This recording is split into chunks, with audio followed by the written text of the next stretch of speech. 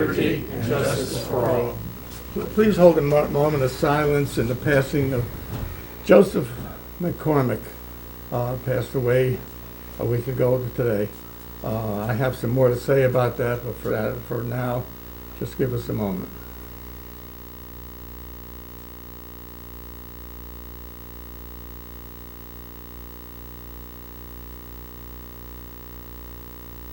Thank you.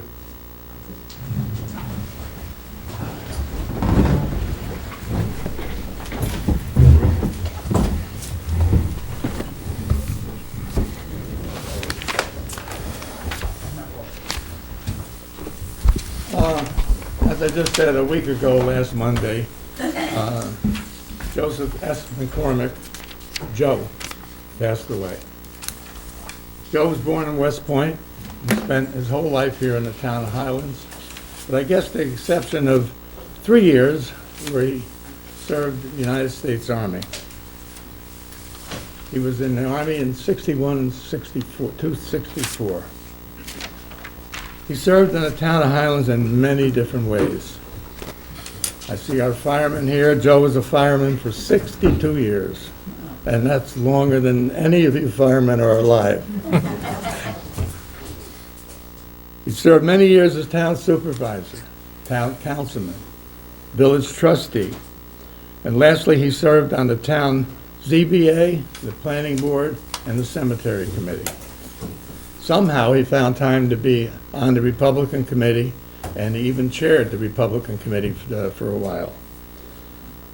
Joe and I ran against each other for town supervisor.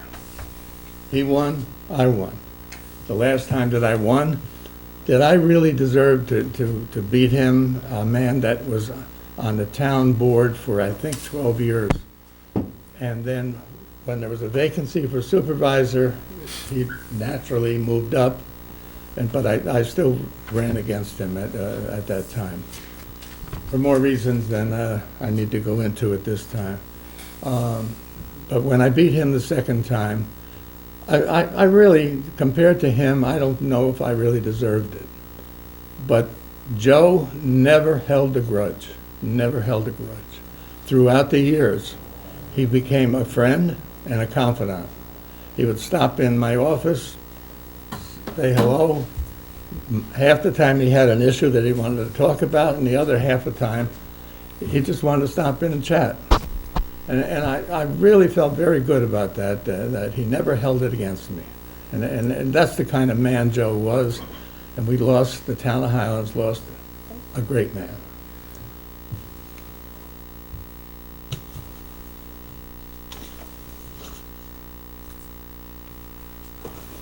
With his loss, 62 years as a fireman, we're building more 62-year people.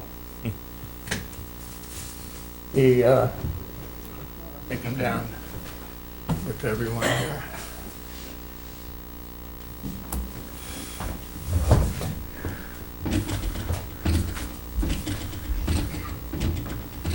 I think it was a couple of weeks ago.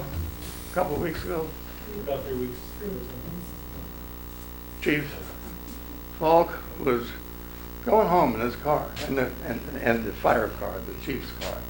Coming down Mountain Avenue, he gets a call. There's a fire, a house is engulfed, and he was right there. Not that he was planning on it, or not that he got out of bed, but he was right there. So he drove up to the house and eyeballed the situation, saw that it would be right to before everybody got there, to make sure that there was nobody in the house. So he opened up the door, he put his equipment on, at least his hat and his jacket. A respirator he should have had, but I'm not going to say that. I'm not saying that. Anyway, as it turned out, it was good he didn't, because he went in the house, he found a lady cowering in a corner. She didn't want to come out. He forcibly took her out of the house and probably saved her life. Because if we waited till everything got there and the firemen were going to shoot the fire and what have you, she may have still been in there and maybe died of smoke inhalation or something along that line. when he got her outside, he turned her over to the neighbors, and then he took his place with the firemen and did their thing. So we, on the town board and in the town, recognize the bravery of this young man. Would you come up with me here, please? I have a certificate here, accommodation for brave conduct for Ryan Falk. He's recognized for his outstanding contribution to the community as he selflessly put himself in jeopardy to protect the lives and the property of others. Ryan, thank you very much. Thank you. I'm proud of you. Thank you very much.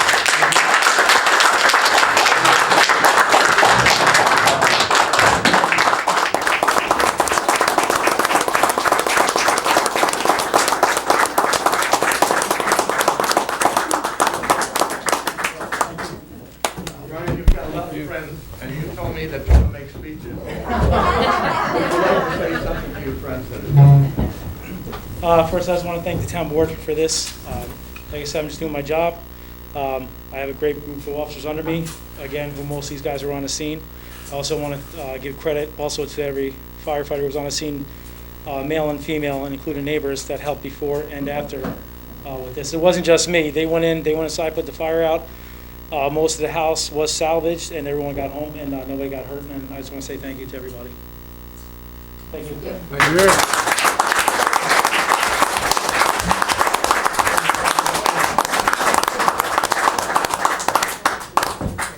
If anyone would like to make a fast exit, you were. Picture.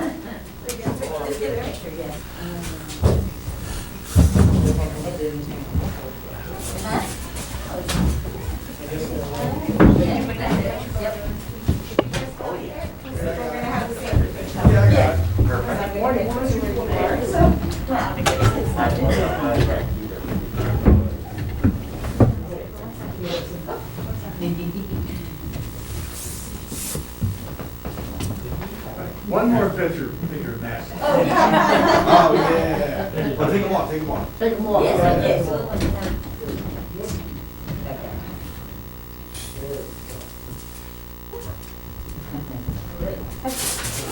All right, thank you all for Thank you, everyone. coming. Thank you. Thank you very much. Thank you.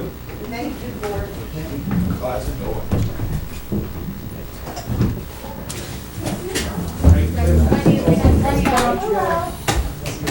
Bye, Marty. Chair out of your way, Bob.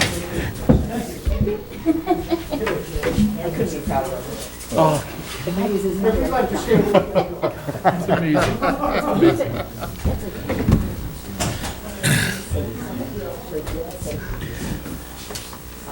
Congrats, Mark. All right, see you later.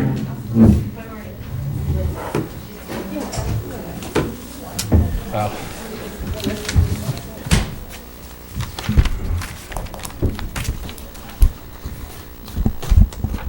Public comment, there's no one here for public comment, unless Mary Jane has something to say to us. The party left.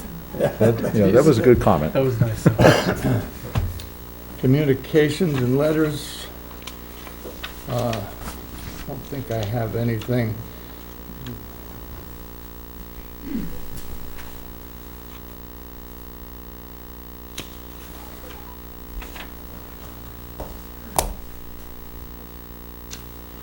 Oh, yeah, I received a request from a local resident. She asked if I could look into putting more streetlights at the end of Mine Torn Road.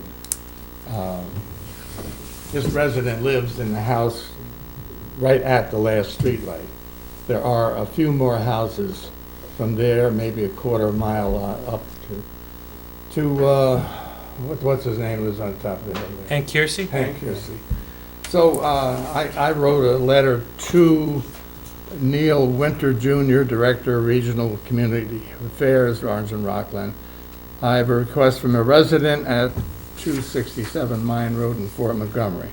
The last the last light on the road is on pole number yada, yada, yada. There are no more lights continuing west on the road. There are a few houses further west from house number 267. Many people hike and walk on this road with no sidewalks, making for a dangerous situation. Is it possible to install more lighting to the last house, number 284? If this doesn't come under your office, let me know where to start. So we're trying, and we'll see what we can do. Chief, you know anything better we can do than that? That's it, you know, I talked to Pat and Tiffany about that when we did make the complaint, that we do that, it has to come from the town. It seemed that there was still movement on a lot of things, unfortunately, even the streetlight repair, we called direct, I use my personal cell phone, and sometimes. We'll, Okay. keep an eye on Well, that. and I'll let you know what kind of answer I get back from this too.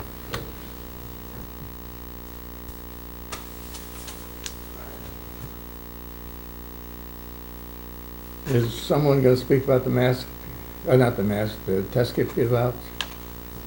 Notes on it, but Okay. Okay. Then I won't read that. Uh,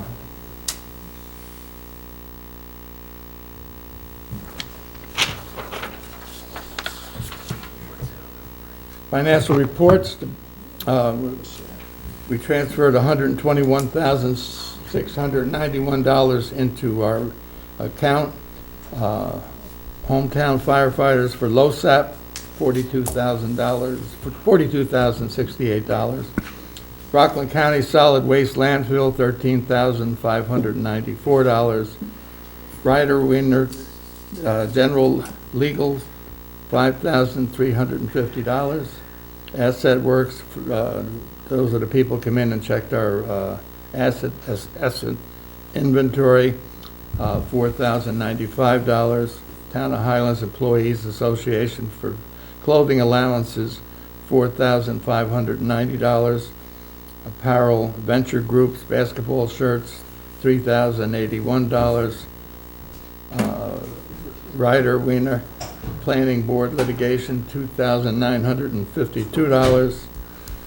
Glenn Clove for a plow blade, $2,750. O&R for streetlights, $2,658. Ryder Wiener vehicle and traffic, $2,520. Michael Biggs Jr. for a used rotary vehicle lift, $2,500. Any questions on any of that? Okay, board liaison reports. I'm going to start on the other end this time. Oh, can I ask you something? What? Did you approve the minutes? Did this- I never put approval minutes in there. You are- and Just so And you you know. always, and no, and I always get reminded of it. I have the minutes of the last meeting. Before I vote. I have the minutes of the last meeting. Anybody like to approve? Make the motion. We got a motion? I'll second it. All in favor? Aye. So carried. Thank you. Councilman Mata?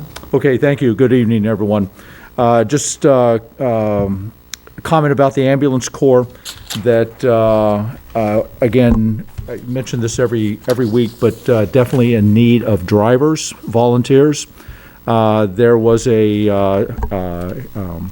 EMT who left service for another opportunity, so we're in the process of identifying another EMT. So that made me think about also, we emphasize a lot needing drivers, but if anyone is interested in becoming an EMT, contact the ambulance corps.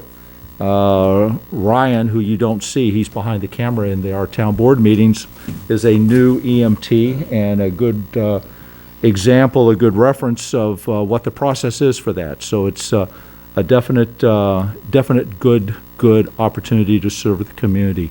So, Civil service. I'm sorry? Applying in civil service. And apply to the civil service. So contact Ryan and contact the ambulance corps, and they can give you information as far as how to become an EMT also.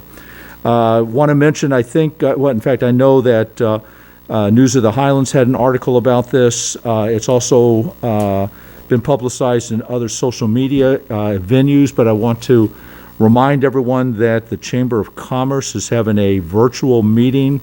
It's tomorrow at 6 p.m. I think you can go on Facebook and get the information. It's a Zoom meeting. You can go on Facebook for the Chamber of Commerce, and they have it there. I believe it's last week's paper also has information about that. But you can also, of course, contact Charlene Yell or Jay Odell.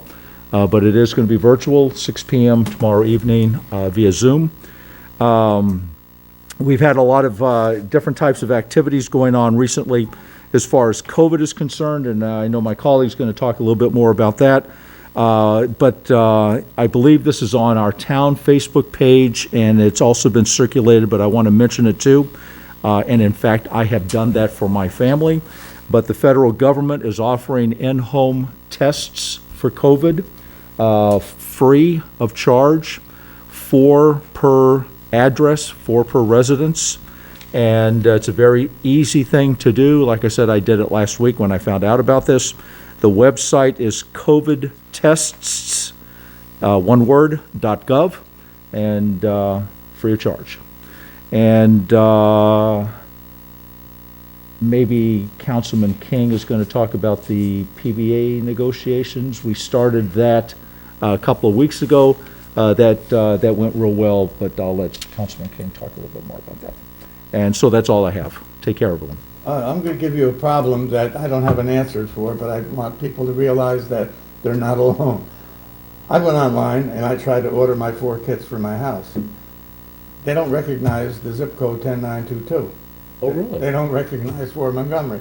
I tried all different ways. I even tried putting Highland Falls in there. And I got nowhere. I did it. 10928? Yeah, that's, You did it in 10922, you got it? Yeah. I have no idea. No idea what. Huh. So be prepared, that may happen, and you can figure out a solution. I'd love to Did you hear. try it on your computer or your phone? My computer. Try it on your phone, Okay. because some people, I've seen reports that some people can't get it on one, but they can get it on. All right, okay. that's a good point. Yeah, I did mine on my phone, and I didn't have any Very problems. good. This Yeah. was on the computer, absolutely. Okay. Councilman DeWitt. Thank you, sir. Good evening, everybody. I'm going to start out with giving a shout out to Tiffany Montalisi at the Highway Department. She's helped put together and bringing to our community the Recycle Coach. And that's an app which is going to officially launch on February 1st. And it's for an education and help people on the recycling process here in our community. Basically, you download the app. The information is available at the Town of Highlands website, as well as the other information about recycling. And I think she's going to work with MJ to put something in the paper that's going to have the QR code that's coming up soon, right? So you download the app, enter your address, and you get all the answers you'll ever need about recycling. This will help our community become New York State DEC compliant. The program is about $2,400 a year, and it's fully paid by Orange County, which is good news. And the other note is we are the first to use this recycle program, so that's a nice thing for our community. Big thing to remember, there is no more electronic waste to the curb. The town, we can't, again, by New York State DEC laws, cannot pick up electronic waste. So again, the Recycle Coach will help you through that. Currently, we have an electronic waste drop coming up on June 11th, and it's going to be from 8 a.m. to noon. The location is still to be determined, but it's going to be somewhere it's easily accessible for town and village residents. Again, that's June 11th for the electronics waste drop. Make sure anything on that. That's it on that. Over to Aaron Falk in the Recreation Department. He wants to note that basketball continues for all age groups, are ages 4 to 13, Monday through Saturday. Baseball, softball workouts have started on Sunday mornings from 9 to 10:30 a.m. at the Highland Falls I can never get that word out, middle school, intermediary school. He noted over 40 kids showed up for the first session this past Saturday. He's coordinating with O'Neill Varsity Baseball and Softball to run the clinics. Army baseball and softball are also involved and will be showing up.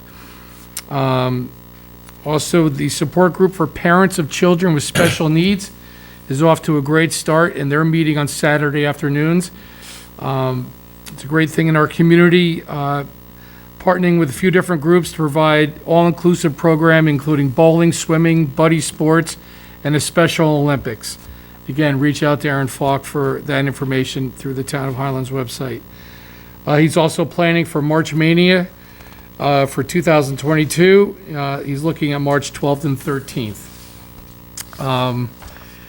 I was also noted that the green flag, is it okay to say that Garrison Lake? The on our green Facebook flag is page. currently up as of 11 a.m., I believe yesterday, right? Did I take your thunder? I don't know if you were going to mention that or not. No. But that's it.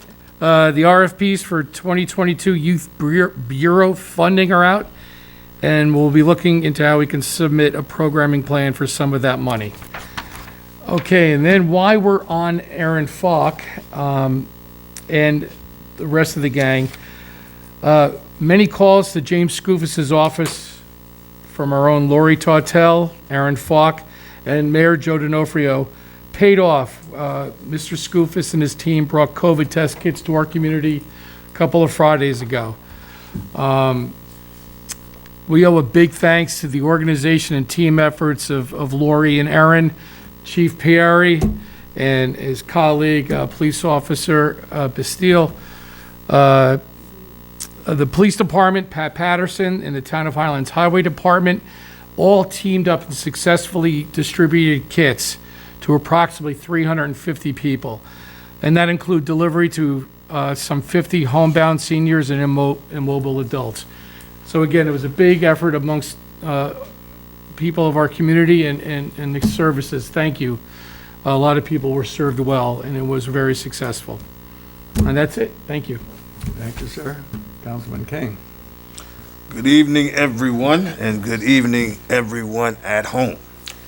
Very few notes here this evening, but I'm going to start off with the center, who is contracted to do services for our older adults.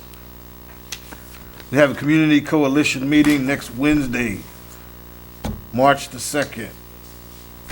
No, it's not next Wednesday, so Wednesday, that is, March the 2nd at the center of Highland Falls, working with Mid-Hudson Resource Center, Alcoholism and Drug Abuse Council of Orange County. So please continue to disseminate that information out for those who may have challenges that need that particular information. Also, the Town of Highlands Recreation for Older Adults will start conversational Spanish classes held at Holy Innocents, Sundays, March 13th through May 29th, 11:30 a.m. to 12 p.m. There's a cost of $20 for 10 classes. You can register at the center. COVID-19 protocols will be observed. February through May at the center, there will be Tuesdays, 10 a.m. to 11 a.m. social hour for men at the center of Highland Falls. And the third Tuesdays at 10 a.m. to 11 will be health presentations, stress reduction, and they're going to have coloring at Holy Innocents Wednesdays from 10 a.m. to 12 p.m. There will be question and answer from about insurance needs and coverage, sponsored by Wingate Insurance, Thursdays, open house 10 a.m. to 12 p.m. And there'll be some giveaways along with that. And that starts Saturdays, January 29th, and then February 12th and February 26th. They got a day trip coming to Philadelphia, and that's going to be some ways off, so you'll hear more about that later. Okay, moving right along. Let's go to Miss Tiffany, which we just heard a lot about, rightfully so. And he's an example of a person who transcends the job that she is hired to do, because she does so much more for the community. So besides what we heard from my colleague, Councilman DeWitt down there, she's also completed reasonable suspicious training in the last couple of weeks. She's working on the policy for drug and alcohol for the community, for the town that is. And of course, we know she is at the helm of the dial bus operation. And so all these things, in my opinion, make her a champion. Here. And we then have, in conclusion, the emergency management had a meeting with Kurt Hahn, and we spoke about the need for the Ready Highlands New York page.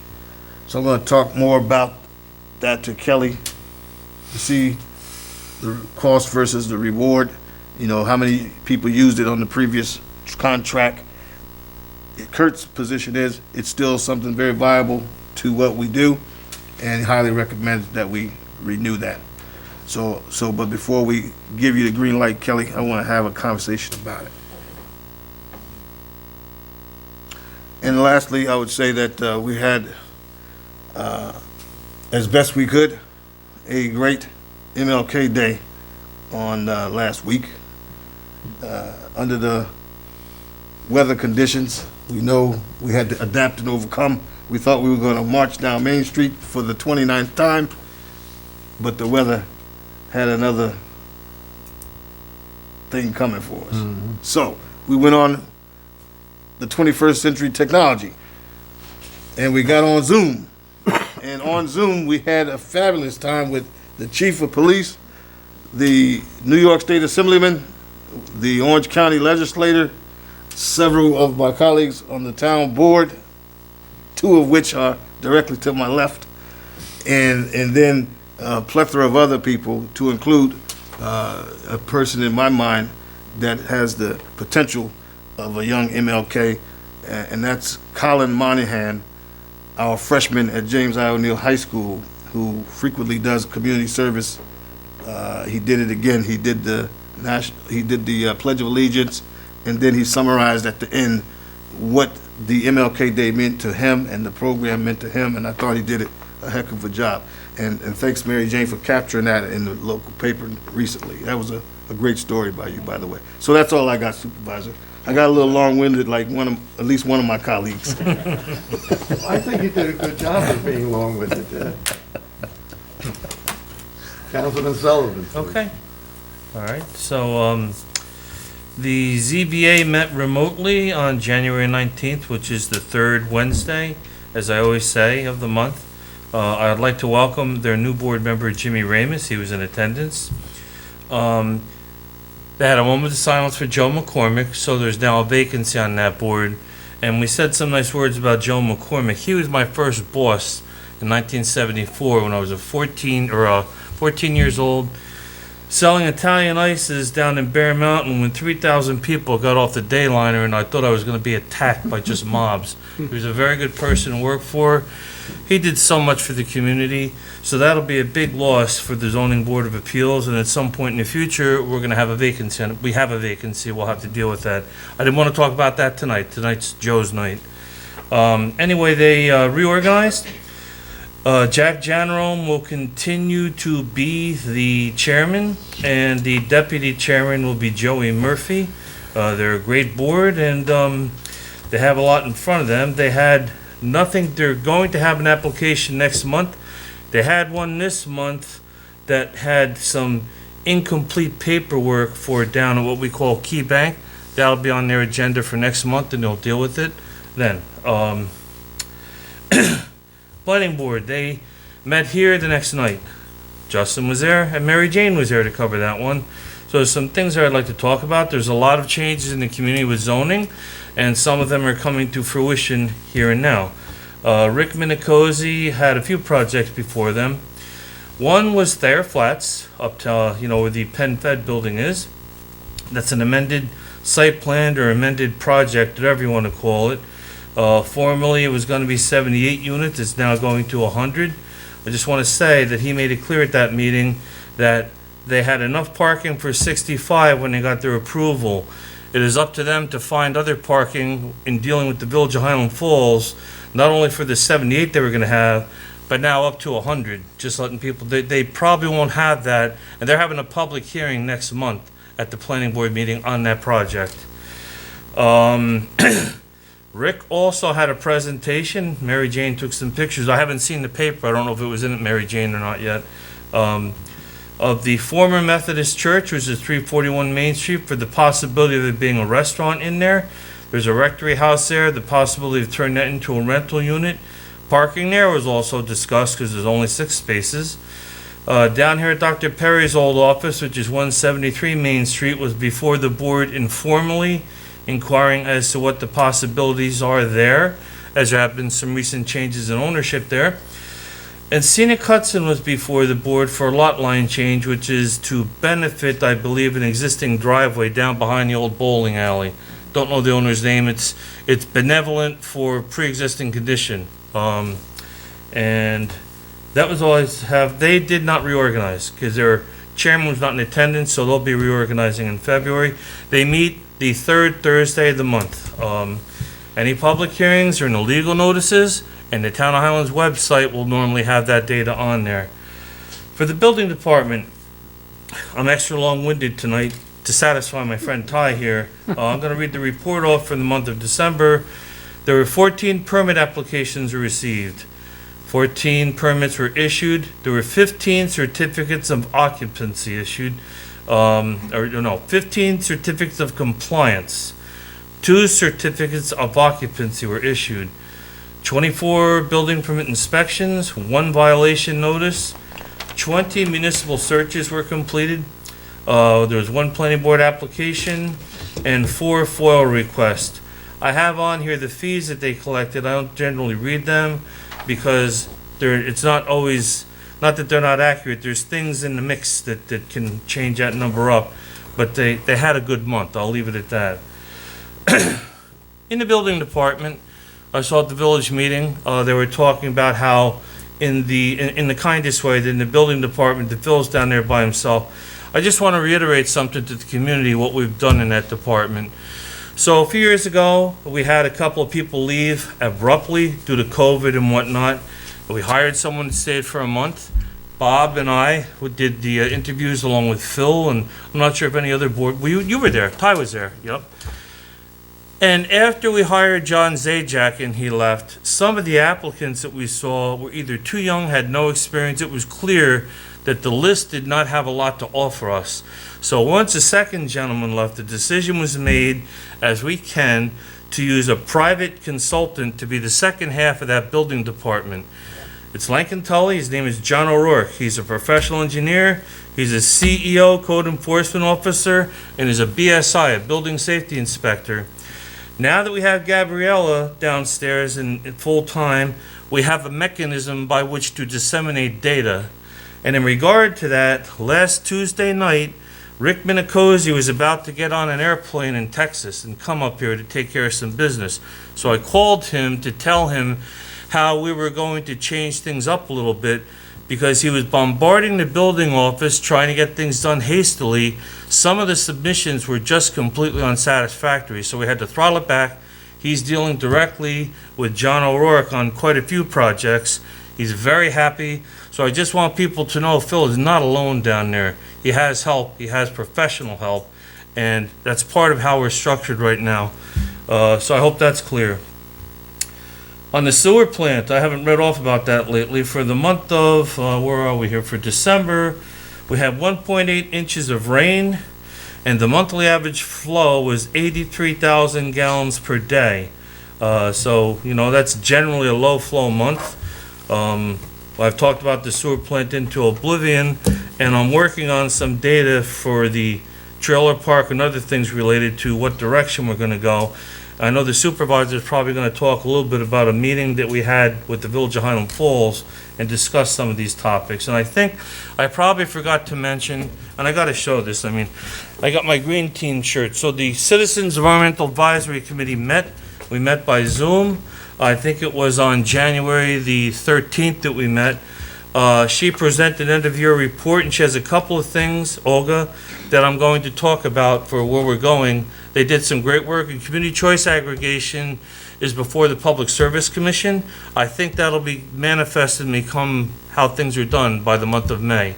And I think that's it, except I don't know just how it all happened. I want to thank the supervisor, because I got a lot of phone calls about Garrison's Pond.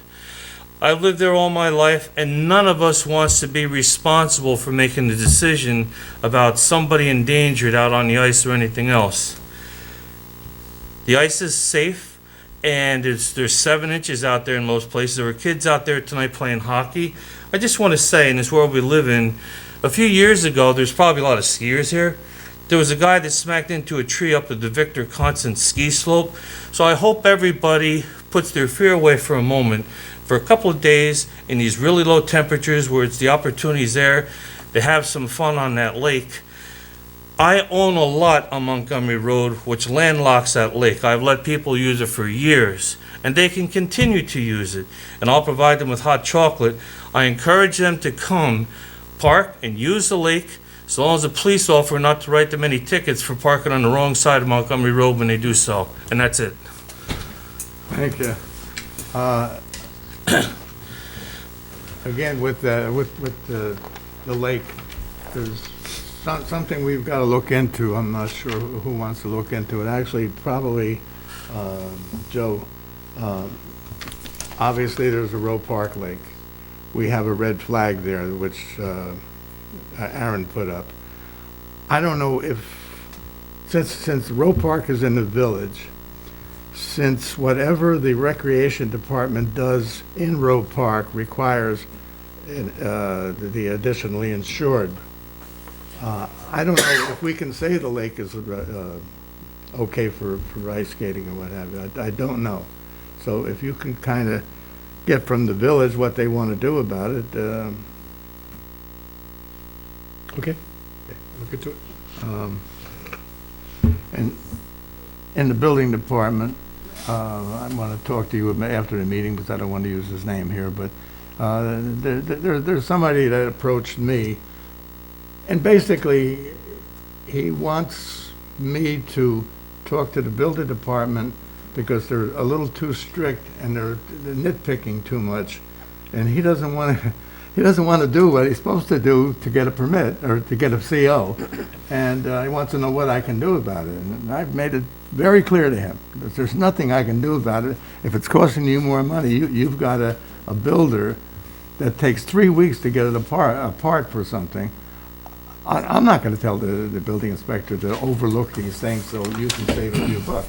So I made it very clear to him. Yeah, I'll tell thank who he you. was later on. And without going to jail, I've made it clear to Phil and John O'Rourke that we're here for the people, okay? We're not a communist country or anything. We want to give them the freedoms. So over the years, there's been lawsuits and people get all riled up. There's a building up at Corbin Hill and whatnot. Your code changes, it becomes stricter. You have to enforce it and all those things. I think there's a law, I don't want to be misquoted, where there's a certain monetary amount before somebody needs to hire an architect or a professional engineer. A lot of people come in to try and circumvent that with drawings that look like a kindergarten kid made it for a project that's $50,000. I know they get upset, but we try the best we can with that, and so I'd be happy to talk about that because Phil knows and everybody else knows that I don't want us to be Briarcliff Manor. But I know Scoofus a few years ago launched an investigation into building inspectors, and I think the one down there where the fireman burned to death last year is on his way to jail. I think down there in Suffern was that? I'm not sure if it was Suffern or Oh, I know what you mean. it's Spring Valley, okay? We're not gonna let that happen. We did all the fire inspections last year at the insistence of the 2 fire chiefs, so we did all that. And there were a lot of people that barked about the fees associated with that. So, I mean, you know, we do the best we can. We're gonna do the job, and I'd be happy to talk to you about that. Thank you. Yeah, well, one of the things that was brought up by this gentleman on the phone Anybody that's walked downstairs, you just walk down the stairs because they're right exactly where they're supposed to be. They're as wide as they're supposed to be. Well, apparently the stairs in this house are 1 inch too short. Well, he's making it sound like it's a big deal, which it is a big deal. 1 inch too short is not nitpicking. If somebody starts walking down there and all of a sudden takes a couple of steps real quick and goes down the stairs, that 1 inch too short just might come back to haunt us. So there's things like that that I just, I agree. just ain't right. I agree. Kelly, Thank do you have Tom. anything? No. No, okay. Chief, I'll be right with you. Mass. Last week's meeting, we restricted attendance. If you wanted to come to a meeting, make an appointment, we'll give you a certain time, what have you.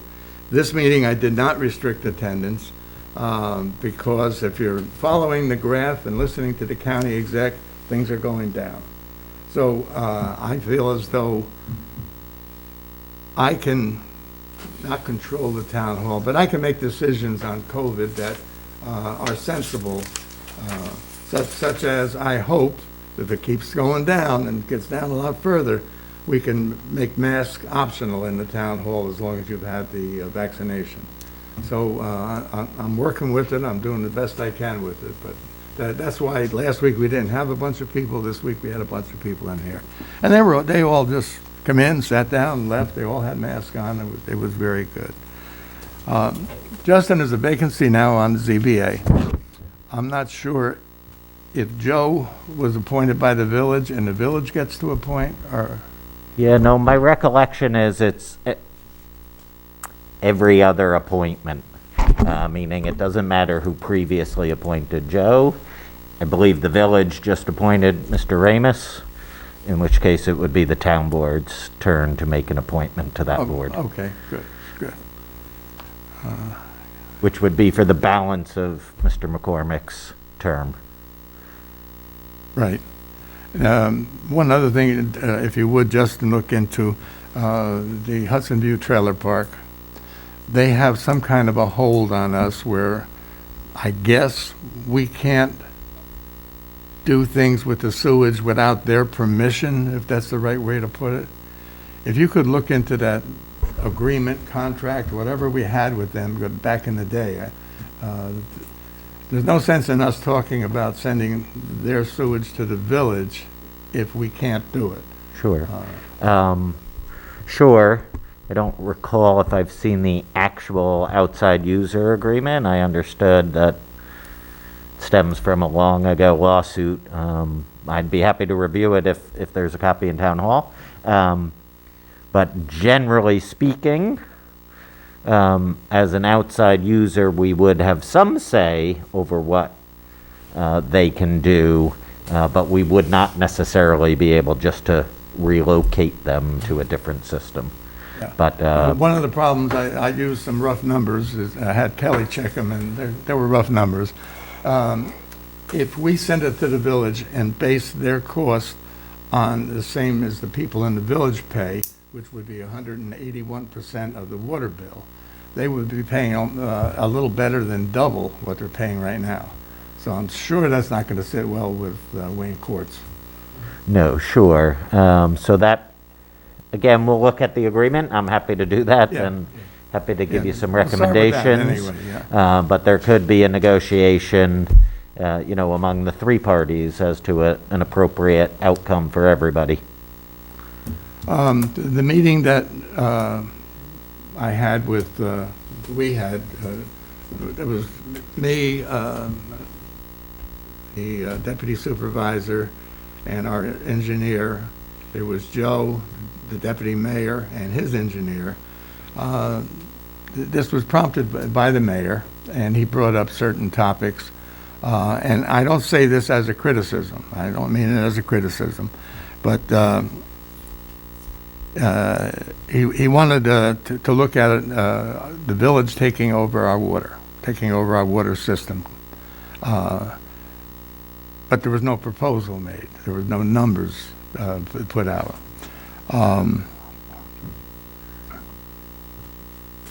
One good thing, we talked about installing water and sewer lines on Mearns Avenue up to the DPW because right now they're on well water, and they don't have sewer, so that would be a good thing. Hotel tax, that's being brought up again. Again, it was just a suggestion. That's about the best way I can Just put as a it. reminder, right, I mean, and there are certain municipalities in Orange County who are able to charge a hotel tax, but it is special legislation requests to the state of New York, Right, and I believe the last time this community asked, it was rejected, but does not mean that it's not appropriate to ask. He wants to look into that land that sits up by O'Neill High School there, that West Point was willing to give us a 50-year lease on it. I think they actually did give us a 50-year lease. You can probably talk more about it than me, which 10 or 15 years have gone by, and we haven't done anything up there. And I say we, it's the village's thing, but he wants to look into that. And then finally, he suggested that the village take over the town police, but again, there was no proposal, no numbers. If he were to say, your budget's 600,000, we'll do it for 200,000. Well, kind of have to look at it, but I don't. Well, I shouldn't say anything more than that. But. So anyway, it was a good, productive meeting, and now somebody's got to grab the ball and run with it on all these different topics. And I no, you did a great job. Thank you for bringing me along. It was a pleasure to go. Always good to have discussions like that. We also discussed our water tank, and I didn't discuss that under my report. So we had a meeting with our engineer before we went there, a department head meeting with the building department, the highway department, to discuss a few things. One was a water tank up at Corbin Hill. Thankfully, and I never want to use the word I, thank you for the town board for supporting me over the last few years. We already surveyed it, that's done. And it's already has a proposed design coming up. So we're ahead of the ball on that one. And there's an existing tank there. Like through the whole last couple of months, all these discussions, as if we didn't have one, it's there. And it's tied into, it's 58,000 gallons. The new one could be possibly 150,000, give us a combined total of 200,000, which is 2 days, which is kind of what the Department of Health looks for. That tank will likely be done before the end of this year, as per our engineer. So that's a go on that one. So we did discuss that, and we discussed also putting in a check valve, basically the village master meter, so if they have failure, or if we have failure, each respective community doesn't lose their water supply. We would be able to backfeed for 2 days off of that tank, because that's been a problem in the past.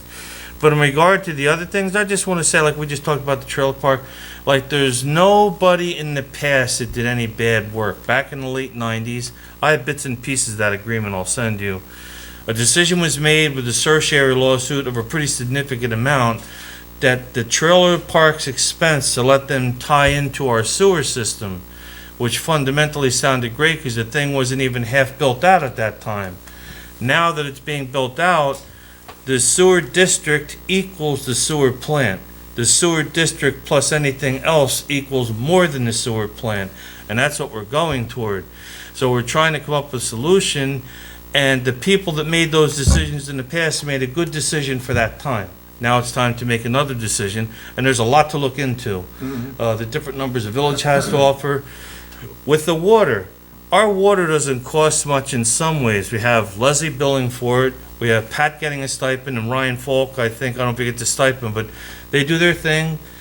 What gets me is everybody knows that I am an analog dinosaur when I talk about these digital water meters. Even when Roger Reynolds was here, what we go through for software, and then you find out that the meters don't work with 3G. They're 5G now, so you got to replace everything. It never ends. If there was somebody in the world I could legislate to arrest for changing that stuff, I would do it. So you had to spend money to keep in step with it. And I have on my iPad, Eye on Water, I can see what people, there's 173 meters in the water district, I can see what they're using, and that's great.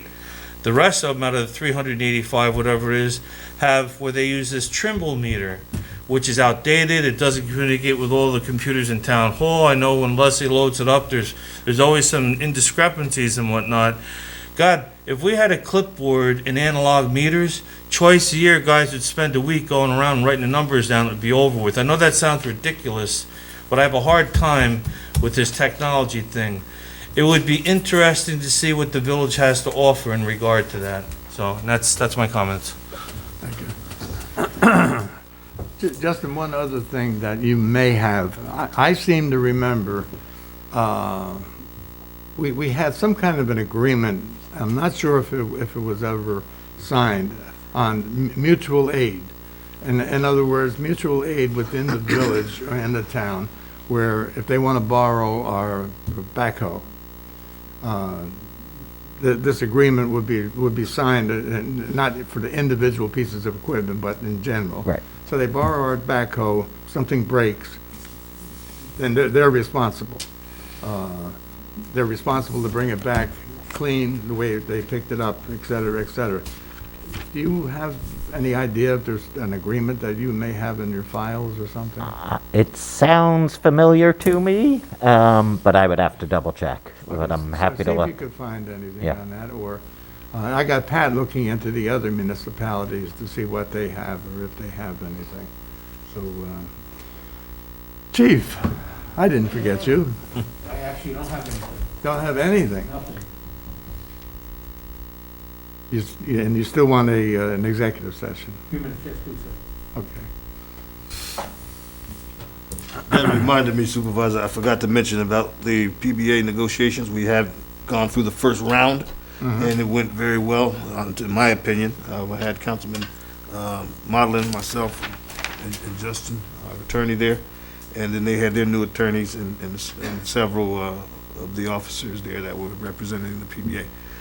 Everything was cordial, everything was to the point, and then there was at least probably one or two points that they wanted to take back and look over and probably bring back to the table, and we may have had at least one ourselves. Okay.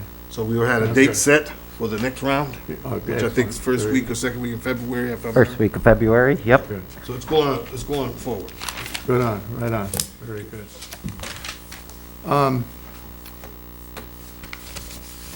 DBA rehired Elise Turon, and I guess we approved that hiring?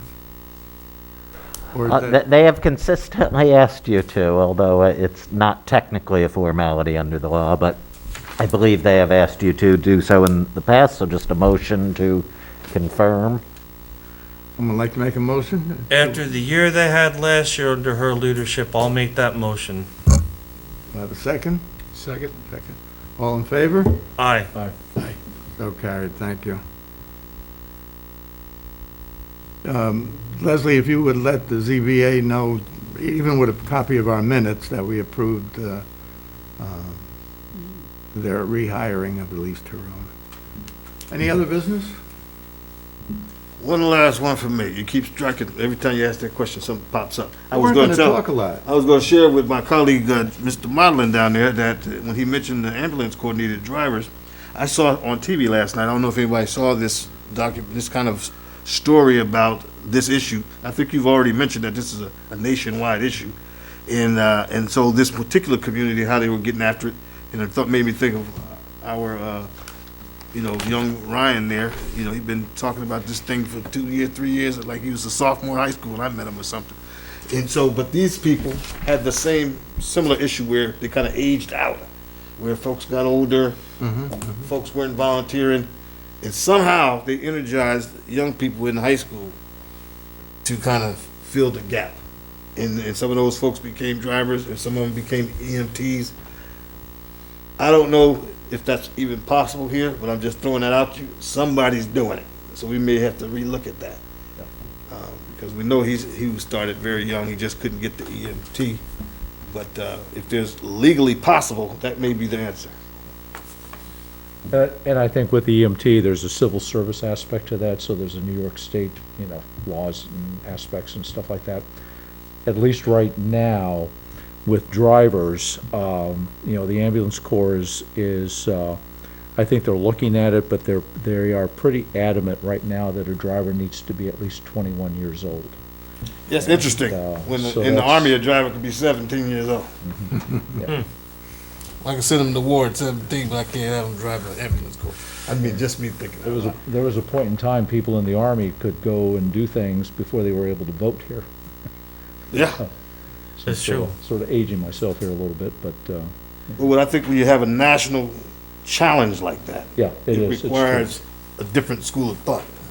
Well, and the thing is, and I've talked about this a couple of times, and, we'll see what happens, but at least it seems like it's being recognized at New York State level with this, this law that's been passed that's establishing this board that's gonna be looking at these kinds of things, specifically targeting rural municipalities and EMTs, and pay issues, and availability, and training, and career path, and a number of different things. But it's an investigation right now, Okay, they're so gonna have to I'll put just some leave it teeth at this. behind One of the most exciting things I saw this year was Ryan and a young person that he had recruited.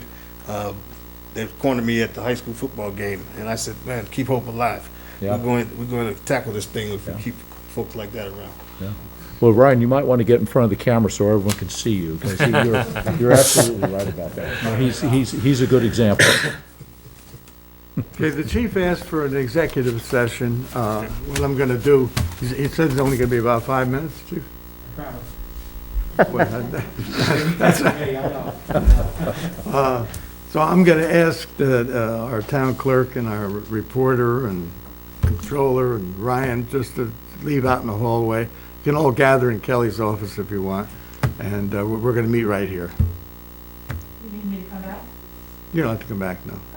Okay. I'll ask for a motion to go into executive session to discuss, what would we call that, Personnel, discipline. personnel in the police department. There we go. I'll second it. All in favor? Aye. Aye. Carried, thank you. Thank you, MJ. Yeah, well, yeah.